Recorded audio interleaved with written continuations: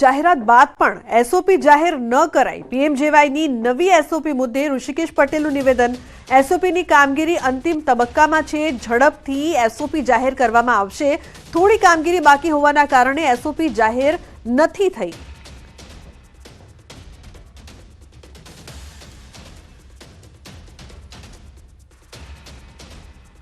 Card કાઢવાથી માંડી અને છેલ્લે સારવાર થયા પછી બિલ ચૂકવાય ત્યાં સુધીમાં આપણે ગેપ એનાલિસિસ કરી અને કોઈને આ બાબતનો લાભ ન લઈ શકે એ પ્રમાણેની સ્ટાન્ડર્ડ ઓપરેટિવ પ્રોસિજર એસઓપી બનાવવાનું નક્કી કર્યું હતું। અંતિમ તબક્કામાં છે અને જલ્દીથી આપ સમક્ષ ગુજરાત સમક્ષ 4 મુખ્ય વિભાગો કે જેની અંદર મહત્તમ કામ પીએમજેવાયના ક્લેમ પણ આપણને મળે છે, એનું ચૂકવણું પણ કરીએ છીએ।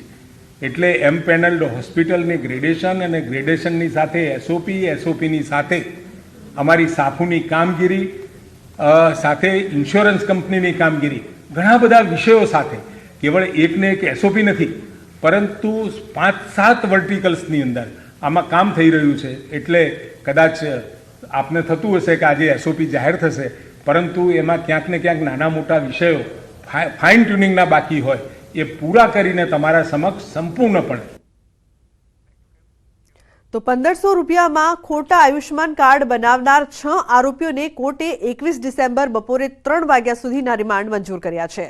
પીએમજેવાય રાષ્ટ્રીય યોજનાનું કૌભાંડ હોવાથી ઊંડાણપૂર્વક તપાસ માટે આરોપીઓની પ્રત્યક્ષ હાજરી જરૂરી હોવાની દલીલ પણ કરાઈ હતી। આરોપીઓના નાણાકીય વ્યવહાર અંગે બેંક ખાતાની તપાસ કરવી જરૂરી છે। કેટલા સમયથી આ કામગીરી કરતા હતા તેનો કોઈ ગુનાહિત ઇતિહાસ છે કે નહીં। આ ઉપરાંત સરકારે પ્રાઇવેટ કંપનીને કોન્ટ્રાક્ટ આપવામાં આવ્યો ત્યાંથી પોર્ટલમાં લિંક થયેલું હોવાની આશંકા છે। તેમાં પ્રાઇવેટ કંપનીનો કોઈ વ્યક્તિ સંકળાયેલો છે કે નહીં તે તપાસ પણ જરૂરી છે।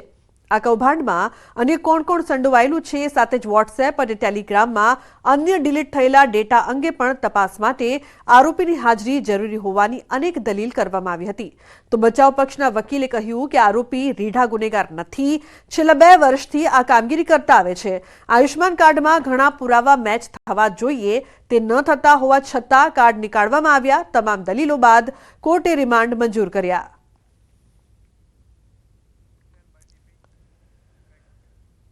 તો પાટણ એચએનજીયુમાં દારૂકાંડ મુદ્દે આંદોલન બાદ પાટણ B ડિવિઝન પોલીસની બેવડી નીતિના દ્રશ્યો સામે આવ્યા। જી હા, એચએનજીયુની રૂસા હોસ્ટેલમાં બાસ્કેટબોલના ખેલાડીઓનો દારૂ પીતો વિડીયો વાયરલ થયો હતો। ત્યારે ઘટનામાં ખુદ પાટણ B ડિવિઝન પોલીસ ફરિયાદી બની હતી। ત્યારે એચએનજીયુની રૂસા હોસ્ટેલમાં થયેલ દારૂની મહેફિલમાં કેમ આજ દિન સુધી દારૂ મુદ્દે કોઈ નક્કર કાર્યવાહી નથી થઈ તેવા સવાલ ઉઠ્યા છે। જે ખેલાડી પર દારૂની મહેફિલ માણવાના આક્ષેપ કરાયા હતા તેના પોલીસે બ્લડના સેમ્પલ લીધા ન હતા તેવું ખુદ ડીવાયએસપી કે પંડ્યાએ કબૂલ્યું હતું। બીજી તરફ હોસ્ટેલના રેક્ટર દ્વારા દારૂની મહેફિલ તેમજ તેમના પર ગાડી ચડાવીને જીવ જોખમમાં મૂક્યો હતો તેવું નિવેદન આપ્યું હતું। જો કે આરોપીઓ પર કોઈ નક્કર કાર્યવાહી ન થતા પોલીસ સામે પણ સવાલો ઊભા થયા છે।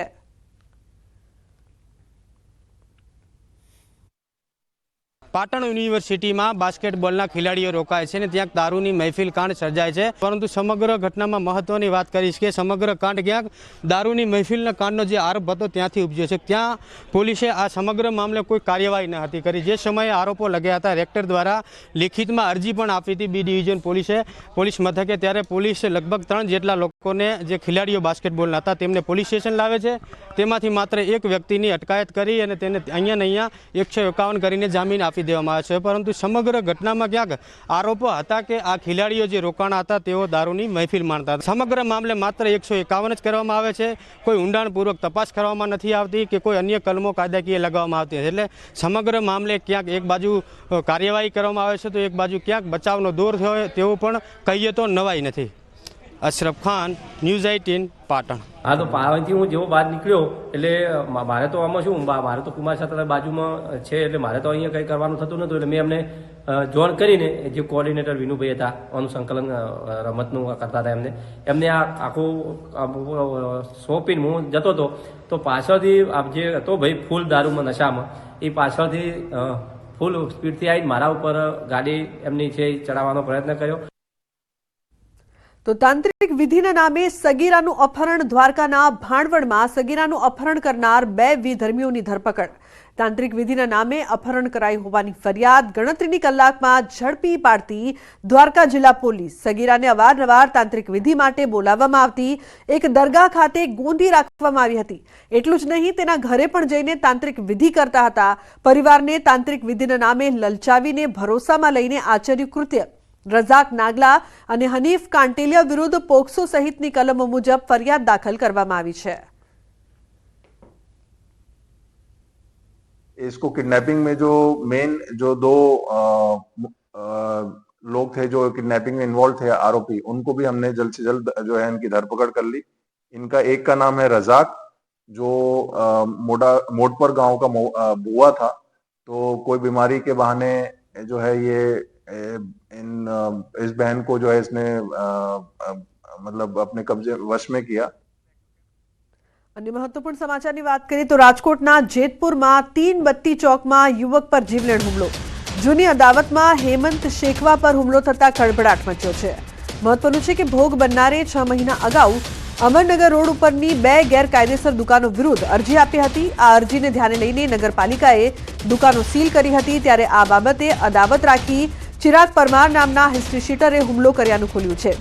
સમગ્ર મામલે ભોગ બનનારને હોસ્પિટલ ખસેડી જેતપુર પોલીસે તપાસ હાથ ધરી છે.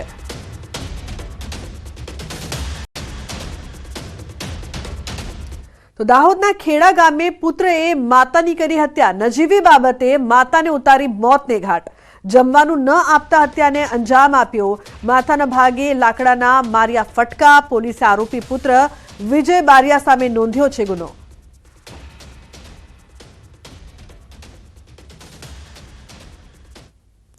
તો સુરતના લિપ ગાર્ડનો બનાવટી જથ્થો જપ્ત થયો છે. બ્રાન્ડેડ કંપનીના નામે નકલી લિપ ગાર્ડનું વેચાણ થતું હતું. કાપોદ્રાની સર્વોપરી સોસાયટીમાં દરોડા પાડવામાં આવ્યા. 1.11 લાખની બનાવટી લિપ ગાર્ડ જપ્ત કરવામાં આવી છે. કાપોદ્રા પોલીસે ફરિયાદ નોંધીને શરૂ કરી છે તપાસ. તો ખેડાના કપડવંજ ટાઉન પોલીસ મથકના પોલીસ કર્મી સામે ફરિયાદ દાખલ કરવામાં આવી છે.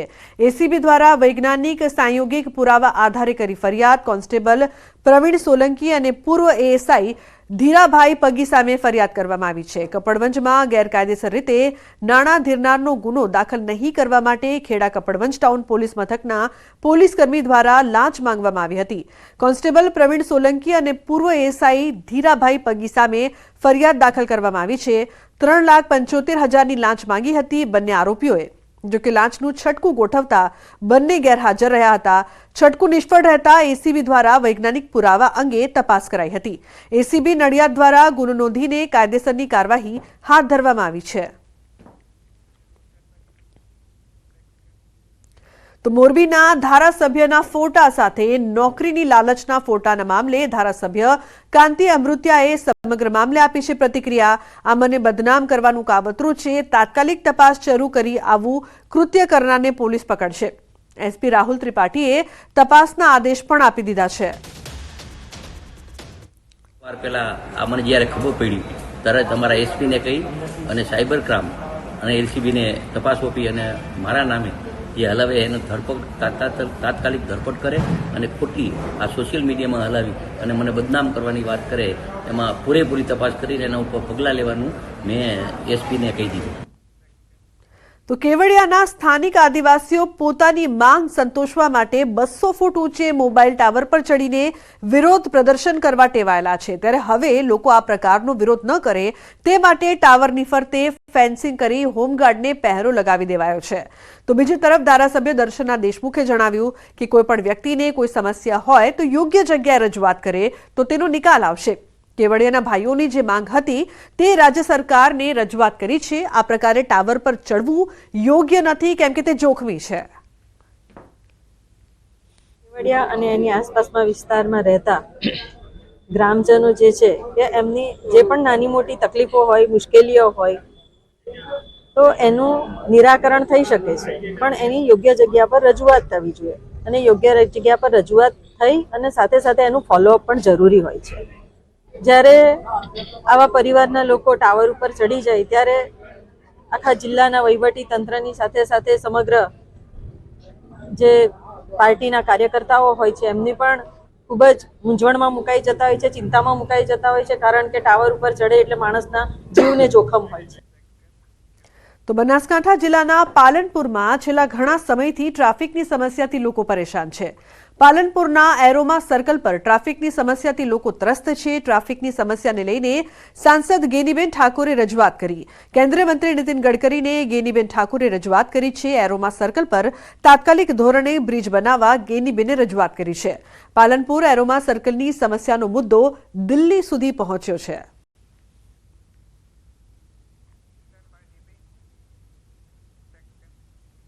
અને મહત્વપૂર્ણ સમાચારની વાત કરીએ તો ભાવનગર મનપાની મોટી બેદરકારી સામે આવી છે. કોન્ટ્રાક્ટર પર કામે રાખેલ સગીર યુવક સાથે દુર્ઘટના ઘટી છે.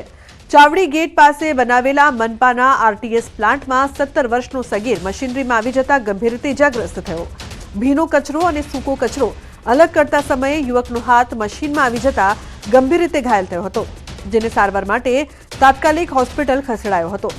જોકે અહીં સવાલ એ છે કે સરકારે બાળ મજૂર માટે કાયદો ઘડ્યો છે, તો મનપા 18 વર્ષથી નીચેના સગીર પાસે કેવી રીતે કામ કરાવી રહી છે? શું મનપાને કોઈ નિયમ નથી નડતા?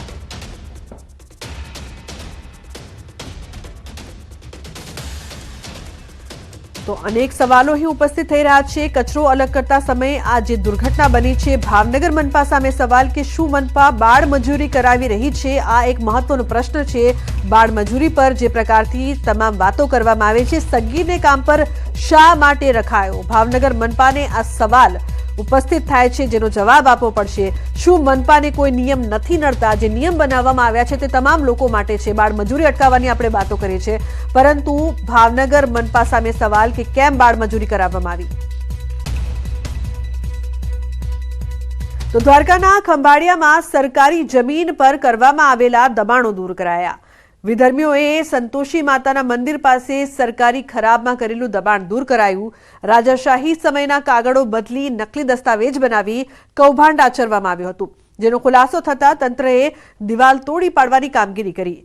સંતોષી માતાના મંદિર પાસેના સરકારી ખરાબના નકલી દસ્તાવેજો બનાવી વિધર્મીઓએ કબજો કર્યો હતો, જેને લઈને મંદિરના મહંતે પોલીસને અરજી આપી હતી અને લોકો મંદિરમાં દર્શનાર્થે ન આવી શકે તે માટે દિવાલ ઊભી કરાઈ હોવાની રજૂઆત કરી હતી, જેને લઈને પોલીસે ફરિયાદ નોંધી 3 લોકોની અટકાયત કરી હતી.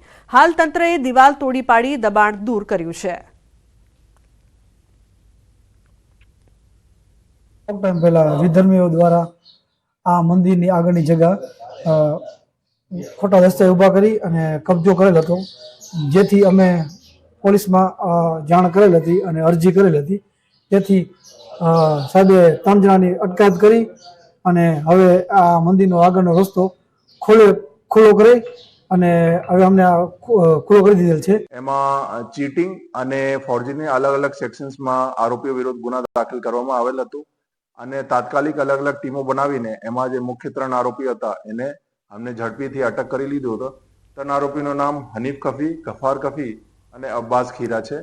પછી બધા વિરુદ્ધ કાયદેસરની કાર્યવાહી થઈ અને હાલ જે અહીંયા દબાણ અને બાંધકામ હતું એ બધું કાઢવામાં આવેલ છે. દેવભૂમિ દ્વારકા જિલ્લાના મુખ્ય મથક જામખંભાળિયામાં આવેલ સંતોષી માતાજીના મંદિર પાસેની જે જગ્યા છે તે જગ્યા કેટલાક વિધર્મીઓ દ્વારા દબાણ કરવામાં આવ્યું હતું. ત્યારે હાલ હું આપને સીધા દ્રશ્યો બતાવવા માંગીશ. આ ખંભાળિયાના સંતોષી માતાજીનું મંદિર છે, તે મંદિરનો જે મુખ્ય રસ્તો છે તે મુખ્ય રસ્તામાં જે જમીન આવતી હતી તે જમીન કેટલાક વિધર્મીઓ દ્વારા થોડા દિવસ પહેલા દબાણ કરવામાં આવ્યું હતું અને આ રસ્તો પણ બંધ કરી દેવામાં આવ્યો છે. ત્યારે મંદિરના પૂજારી દ્વારા ખંભાળિયા પોલીસ મથકમાં ફરિયાદ નોંધાવવામાં આવી હતી. ખંભાળિયા પોલીસે ફરિયાદના આધારે 3 જેટલા વિધર્મીઓની અટકાયત કરી હતી અને આજે ગઈકાલે જે દબાણ છે તે દબાણ તંત્ર દ્વારા દૂર કરવામાં આવ્યું હતું અને હાલ 3 વિધર્મીઓની પોલીસે અટકાયત કરી અને વધુ તપાસ હાથ ધરી છે. મુકુંદ મોકરિયા, ન્યૂઝ 18 ગુજરાતી, દેવભૂમિ દ્વારકા.